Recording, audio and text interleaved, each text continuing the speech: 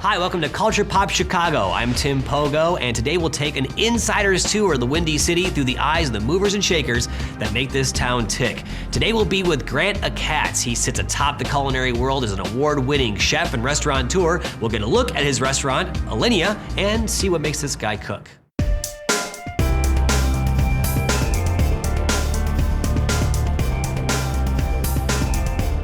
Chef Grant Achatz, how you doing, man? I'm well. Thanks how for are hanging you? out with us. Yeah, of course. Hi, Heather. Nice to meet you. If I was walking by here, I'd think, oh, this is kind of a cool little market. Yeah, I'll grab a couple things, whatever. But I wouldn't know. I'm standing next to a world-renowned chef, kind of devising all his schemes. Huh? Where are we? Well, we're in Wicker Park, so on Sunday mornings we usually stroll over here and get some stuff for the restaurant, get some stuff for home. The nature of our food, pretty risky, you know, pretty different. Some people call it avant-garde. To me, I didn't think it would work in San Francisco. I didn't think it would work in New York City. So, ironically, while people think like the Midwest is like home to the meat and potatoes, it actually now has become the hub of like progressive cooking in America. There's adventurous eaters here, huh? There are adventurous eaters here, yeah. Very cool. Picking up the product, not only tasting it, but smelling it, feeling it, you know, the textures, the aromas, that sort of thing can also trigger little offshoots that are really important. If you walk up to most people on the street and you say, hey, what color's a plum? They're definitely not gonna say yellow. Yeah. So then you start spinning off of that creatively. Like, if you were gonna compose a dish, maybe you would create a dish that's monochromatic and all yellow, and you would involve plums, and it would be very surprising for people. A lot of times there's a happy accident, you know, where you think you're gonna do one thing with a product and you wind up doing something completely different. And, you know, that spontaneity is really, that's what creativity is all about. It's the bean section, definitely. I love green beans, yellow beans. What are the purple ones? Purple ones are purple beans. I've never seen them. Yeah, they're really cool. The interesting Do they thing taste purpley? Are they grape flavored? No, you know, actually snap one open and there's a surprise inside. It's green. They're still green inside. When you cook them, all of the color seeps out, sadly. So you just end up with regular green beans. But yeah, it'd be cool if it stayed purple, though. It would. If I walked past one of these, an okra plant or something like that, I would never be like, hey, that's okra. This is what it looks like. I never knew. That's an okra. What's something else I can kind of still have fun with that, you know? Eggplant. Oh, okay. Again, you can stew it, you can fry it, you can grill it. We're in the height of tomato season. One of our personal favorites are the sun golds, which are like candy. I mean, they're incredibly sweet, and they're fun to eat, you know.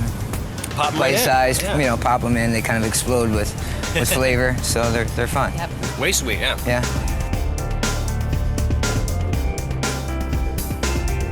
All right, well, we got some ingredients and everything. I mean, your menu's out kind of set in your head for the next couple days at the restaurant? I feel like we're pretty good. Very good. Need to pay for these. Oh, well, yeah, that we can't do. Then we will get Yeah, exactly. Can we see the restaurant? Yeah. All right, awesome. All right, let's pay up and go.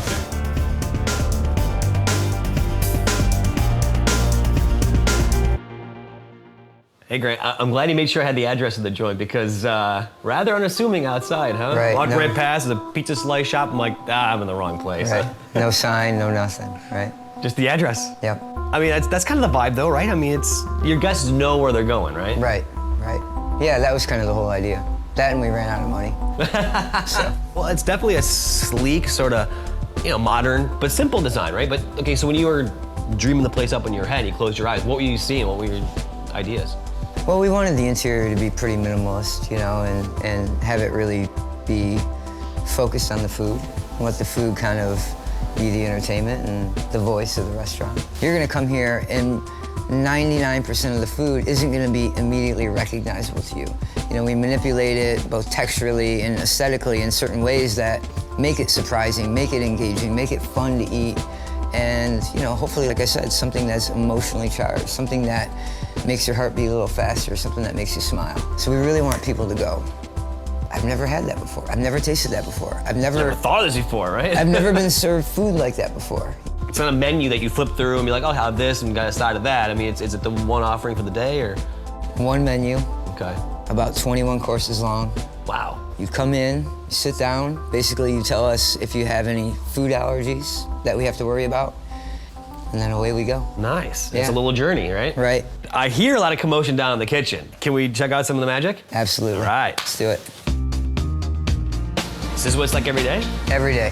Wow. 25 or so chefs in here every day, cooking for about 70 people a night. I'm gonna assume these guys are no slouches, huh? No. I mean, to crack this roster, you gotta be pretty good. Yeah, these guys they have what it takes. All right.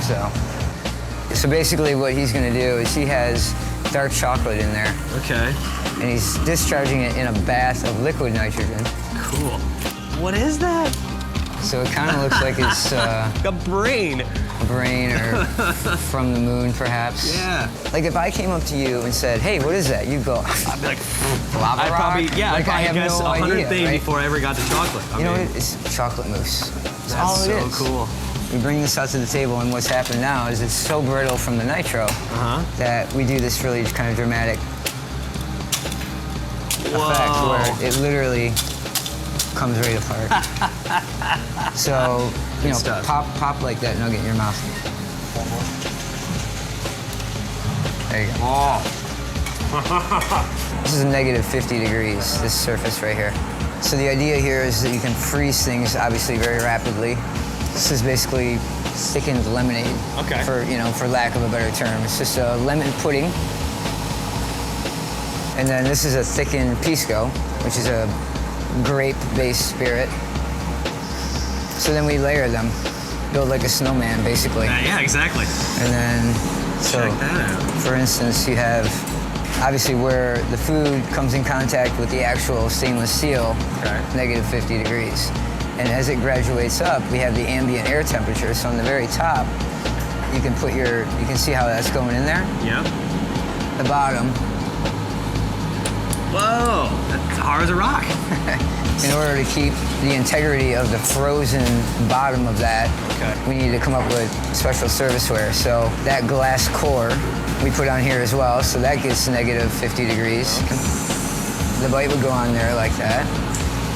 Service team would literally pick it up, Hustle it out. take it out, put it down on the table, like that. This machine blows hot air through this chamber, okay? So we take the chamber. In this case, we're gonna fill it with frozen, fresh cut grass. Really? Yeah. So what we're doing is we're forcing hot air through that black chamber, Okay. through the grass, and the result is air that right smells like you just cut the lawn. Now we're gonna seal this end, just a bag sealer. So now inside the plastic bag we have scented air. It smells like fresh cut grass. So we would take the bag, put some holes in it, stuff it inside, put a plate on top. The weight was food on it, of course. Kind of smush it out a little bit. And then the weight of the plate forces the air out of the holes that we poked in it, and the guest smells summer. And the idea is wrapping your head around an entire season with not only what you're tasting, but what you're smelling, Oh, yeah. right? Mm-hmm. Smells like the lawnmower, Absolutely. right? Can I embarrass you for a second? Sure. If you Google this guy, the awards section, about yay long. I mean, I'll just a few of them. Like, okay, here we go. Food and Wine Magazine, Best New Chef 02. Zagat Survey Top Service Award 06, AAA 5 Diamond Award 07 to 09, James Beard Foundation Rising Star Chef of the Year in 03, Restaurant Magazine 2010, you hold down the number 7 spot, which happens to be the best ranking in all of North America, no less. I told myself when I graduated high school that I was gonna own a restaurant by the time I was 30. And we opened 4 days after my 30th birthday. Close enough. Close I think enough, that counts, man. Right. You know, but a lot of it was just, it's an expression of my personality, who I am, you know. Authors of books are calling restaurants like Alinea precipitory theater, where before eating was about sustenance and it was about maybe a business dinner. But now people are okay with getting a group of friends together and going out and having an entertaining dinner, which is pretty cool.